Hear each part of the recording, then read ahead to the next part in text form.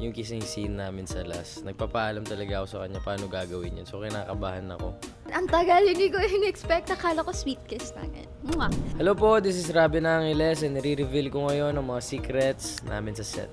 Hi everyone, I'm Angela Muji and today I'm revealing my set secrets.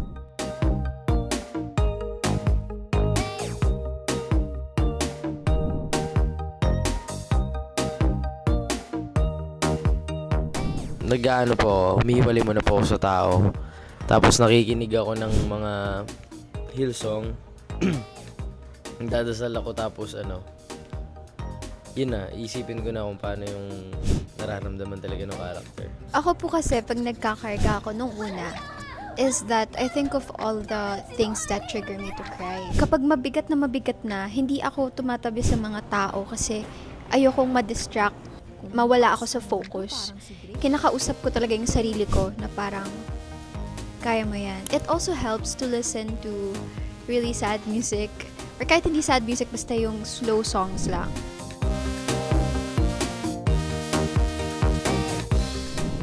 Palagi lang kami masaya eh. Parang, ang saya-saya kasi sabay-sabay kami kumakain ng lunch. Sabay-sabay kami nagdi-dinner. Nasa isang long table po kami sa event spaces. Andun po si Dylan, si Yumi. Tapos parang nag-aasaran po kami na, andun din po si Rapid of course. And then, nag-aasaran kami na, uy, patingin ang video mo na kumakanta. Ay, hindi. Ganyan. Tapos, nag-aasaran lang po kami. Tapos, kumasaya po kaming kumakain ng nagsasalo-salo.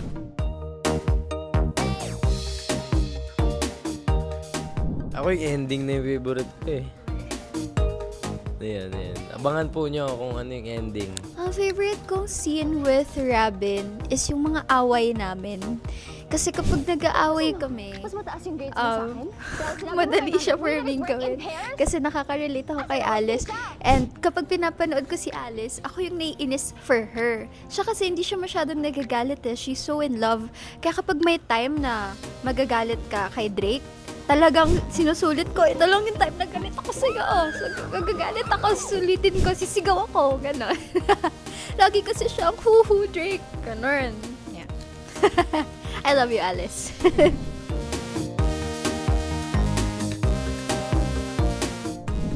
Pinakamaraming takes po for me, I think yung sa damuhan scene. Ay, yung sa sa damuhan na scene. Nag-uusap po si Alice and si Drake. They confronted each other and gumawa sila ng deal na, iwasan mo si Trip, iwasan mo ko si Shira. Parang ganon. Kasi,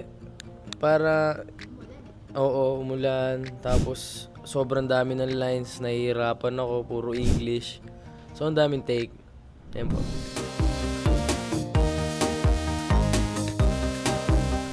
Si Direk. Sobrang dami niyang baon palagi. Iba-ibang pagkain. Si Angela Muji. Lagi po siyang may cart na trolley.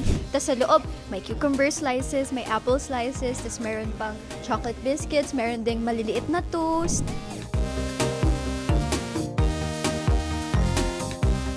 Ang dami ko po inuwi, sa totoo lang. Ang dami ko inuwi. Kasi, nagsishoot po kami ng Drake. Naglilipat ako ng bahay. Tapos kada makikita ko magandang gamit, tatanong ko sa producer, ang ganda po nito, Miss Ana, gusto ko to, sa akin na lang. Nag-uwi ako ng beanbag, nag-uwi ako ng madami kong hinihingi. Binibigay naman nila sa akin.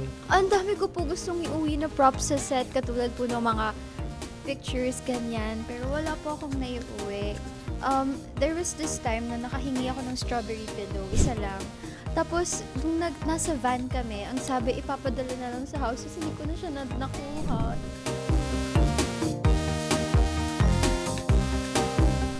Siguro po yung ending scene namin. Yung kissing scene namin sa last. Nagpapaalam talaga ako sa kanya paano gagawin yun. So, kinakabahan ako. Ang tagal, hindi ko in-expect. Akala ko sweet kiss na yan. Hindi ko alam kung paano ko ipapaalam sa kanya, kung paano ko siya kakausapin, kung paano namin gagawin yung kiss. Kasi sa amin na inano ni Direk, kayo na yan. Ang daming shots eh. Tapos, parang after nun, my lips felt really raw. Parang tanggal lahat ng lipstick ko.